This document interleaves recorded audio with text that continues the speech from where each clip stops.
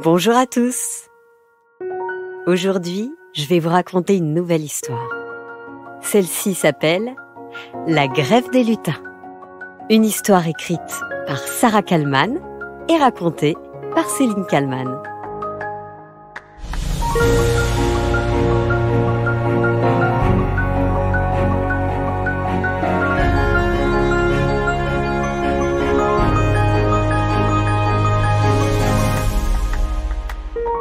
Notre histoire se passe dans une petite ville de l'Est de la France. Mout. Le nom vous fait sourire? Pourtant, c'est très sérieux. On l'appelle aussi la Petite Sibérie. Parce que c'est la ville qui détient le record de température la plus froide en France. Moins 36,7 degrés. Et c'est précisément dans cette ville que le Père Noël européen a élu domicile. Il n'a pas encore neigé, mais les pavés de la grande rue, polis par le temps, glissent plus que jamais, avec la pluie incessante qui dure depuis 5 jours. Nous sommes un mois avant Noël. Tout le monde est un peu excité au village. Vous savez, cette douce agitation qui commence au moment où on ouvre la première case du calendrier de l'Avent. Tout le monde s'affaire, le soleil commence tout doucement à décliner. Les lumières du village s'allument petit à petit. Les magasins décorent leur devanture avec soin. La place principale dévoile fièrement son beau sapin de Noël. Un sapin orné de magnifiques boules rouges et de guirlandes dorées. Les boulangers confectionnent leurs premières bûches. Quant au facteur, il croule sous les lettres d'enfants destinées au Père Noël. À l'angle de la grande rue et de la rue des Granges se trouve le café de la Poste. Accoudés au comptoir, 2 hommes discutent l'air grave. Ils sont tous les 2 entièrement habillés en rouge. Seule la couleur de leur ceinture est différente. Le plus grand et le plus gros des 2 hommes arborent fièrement une ceinture de cuir noir avec un gros bouton doré au milieu. Le plus petit homme, lui, a une ceinture verte avec en son centre un bouton noir. Ils portent tous les 2 un bonnet et des lunettes. Écoute, Maurice, tu dois faire quelque chose. On ne peut plus continuer comme ça. On est à bout. On nous en demande toujours plus. Le rythme est infernal. Les traîneaux et les rennes ne seront jamais prêts pour le 24 décembre. Martineau, j'entends ce que tu me dis, mais chaque année c'est pareil. Vous trouvez toujours un prétexte pour râler. Et tu sais ce qu'on dit à force de crier au loup, hein. Et pourtant, chaque année, on y arrive. Les cadeaux sont livrés avant le réveil des enfants dans toutes les maisons. Cette fois, Père Noël, c'est sérieux. Les collègues m'ont désigné comme porte-parole. Et tous les lutins du monde sont derrière nous. Maurice soupire.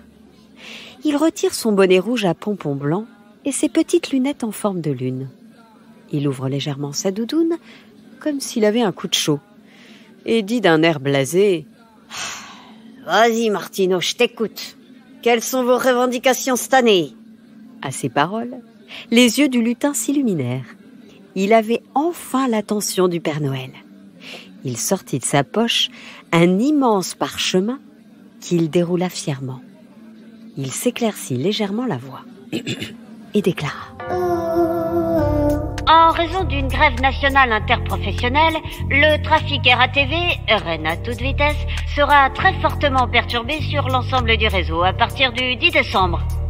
Tous les Pères Noël de chaque continent sont invités à privilégier d'autres modes de déplacement pour la nuit du réveillon.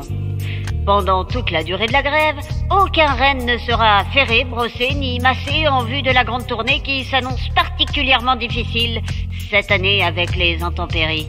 Cette grève est reconductible et donc illimitée tant que chaque Père Noël n'aura pas pris les mesures nécessaires. Nous souhaitons une augmentation, ainsi qu'un renouvellement complet de nos équipements, doudounes et lampes frontales comprises. Mais surtout, nous souhaitons finir notre tournée à minuit précise afin de pouvoir, nous aussi, fêter Noël en famille. Une fois qu'il eut fini sa déclaration, il leva aussitôt les yeux et vit Maurice bouche bée. Le Père Noël était abasourdi. Une grève générale de tous ces lutins, un mois avant Noël? La situation était bien plus grave qu'il ne l'avait imaginé. Il devait trouver une solution, et vite. Très bien, Martineau. Je vais contacter mes collègues des 4 coins du monde et nous allons réunir le G4. Il paya rapidement le délicieux chocolat chaud qu'il avait commandé au comptoir et remonta la rue, les sourcils froncés. Arrivé chez lui, il ne prit même pas le temps d'enlever sa doudoune. Il se précipita dans son bureau. Où est-ce que j'ai bien pu mettre ce document? Dit-il agacé. Elsa, tu sais où j'ai rangé ma pochette d'urgence? Tu veux dire celle où il y a tous les numéros des Pères Noël des autres continents? Oui, regarde voir dans le tiroir en haut à gauche, sous ta réserve de marron glacé. Tu vois de quoi je parle? Trouvé! S'exclama-t-il. Merci ma chérie. Qu'est-ce que je ferais sans ma femme adorée? Sur la feuille, on pouvait lire ceci. Père Noël continent américain, Josh Collins, 2210-16. Père Noël continent Asie, Chubinet, 030819. Enfin, Père Noël continent africain, Damso, 300792.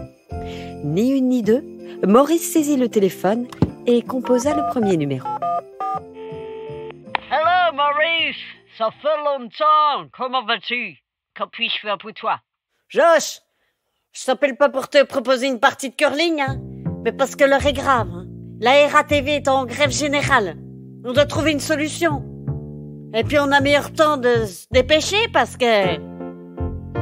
Retrouverons-nous ce soir dans mon grenier. Ok, compte sur moi. Il raccrocha et composa aussitôt le deuxième numéro. Monsieur Chubinet décrocha en personne. Comme pour l'Américain, le coup de fil ne dura que quelques secondes. Très bien, je serai là à 19h précise. Affirma-t-il très solennellement. Merci, Chu. À tout à l'heure. Même chose avec Damso. 19h pétantes. Maurice attendait ses prestigieux invités dans son grenier, qu'il avait rangé pour l'occasion. Soudain, la sonnette de la porte retentit. Ils étaient tous les 4 là, réunis, installés dans de gros fauteuils très confortables. La réunion pouvait enfin commencer. Maurice prit le temps de relire la déclaration que Martineau lui avait remise un peu plus tôt dans la journée.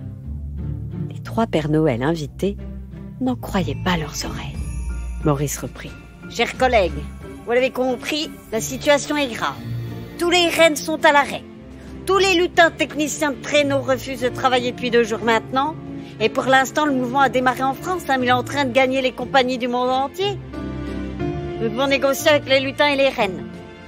Parce que sans rennes, pas de traîneau. Et pas de traîneau. Pas de cadeau. Et pas de cadeau. Pas de Noël. Oh, c'est impossible.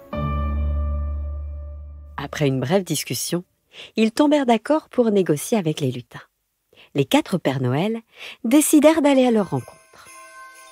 On y va avec mon vieux traîneau et mes 2 fidèles rennes. Il n'a pas été révisé depuis longtemps, mais il devrait encore tenir le choc jusqu'à l'usine. C'est là que la RATV a mis en place son piquet de grève. Allez, accrochez-vous bien à vos culottes, hein. C'est moi qui pilote. Ils arrivèrent sur place sans trop de turbulences. Ils découvrirent une usine à l'arrêt, des rennes épuisées, des bidons sur lesquels des marrons chauds étaient en train de cuire. RATV fatigué. Pas content, pas content, pas content, pas content. RATV fatigué. RATV fatigué. Pas content. Martineau s'approcha. Bonjour messieurs, avez-vous réfléchi? Nous devons pouvoir trouver un terrain d'entente. Tout ce que vous demandez, c'est quand même utopiste. Dit Chubinet. Vous ne pouvez pas faire passer vos propres intérêts avant ceux de tous les enfants du monde. Déclara Damso.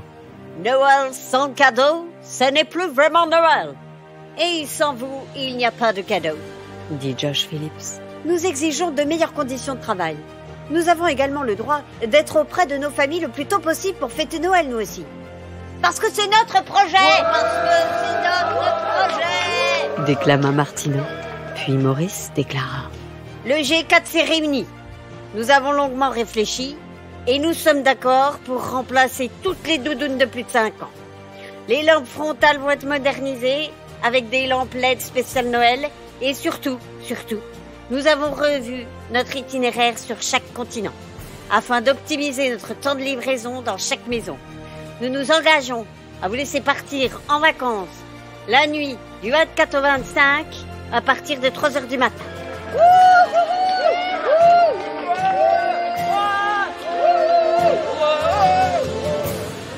La RATV leva aussitôt sa grève et tous les lutins se remirent immédiatement au travail. Les lutins allaient de nouveau pouvoir reprendre l'entraînement des rennes en vue de la grande nuit de Noël. Alors, mes petits amis, vous avez entendu Maurice, notre cher Père Noël. Cette année, les cadeaux seront livrés dans chaque maison, au plus tard, à 3 heures du matin.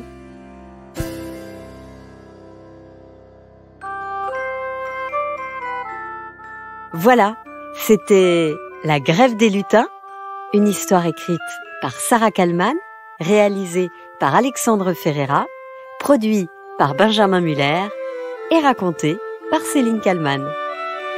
Si vous avez aimé, n'hésitez pas à venir mettre plein d'étoiles sur Apple Podcast et sur toutes les autres plateformes. Mettez aussi un petit commentaire, ça nous aide beaucoup pour la suite.